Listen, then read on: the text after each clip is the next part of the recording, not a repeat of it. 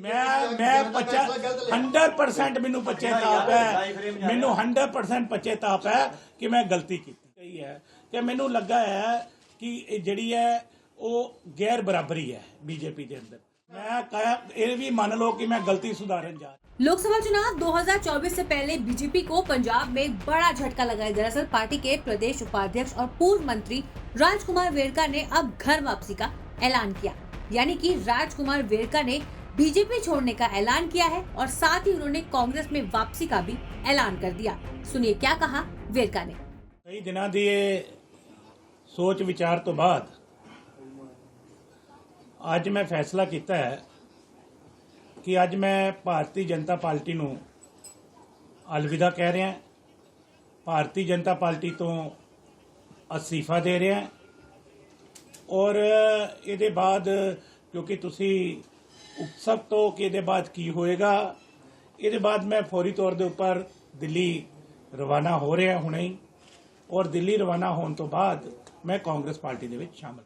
बता दें कि 2022 के विधानसभा चुनावों में हार का सामना करने के बाद हाथ का साथ छोड़ कमल को थामने वाले वेरका ने एक बार फिर से घर वापसी की ठान ली है और अब एक बार फिर से वो कांग्रेस में शामिल होने वाले हैं।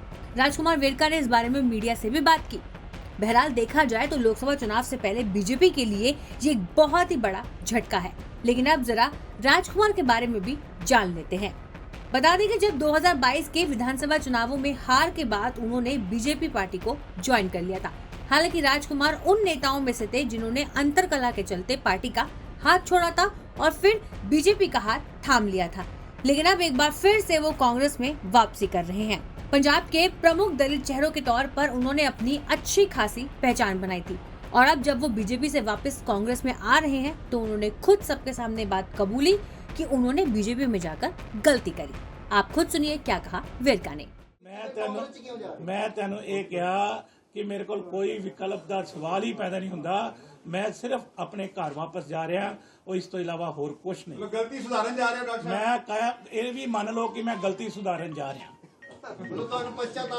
मैं 100% मैनू पश्चाताप है, मैनू 100% पश्चाताप है कि मैं गलती की।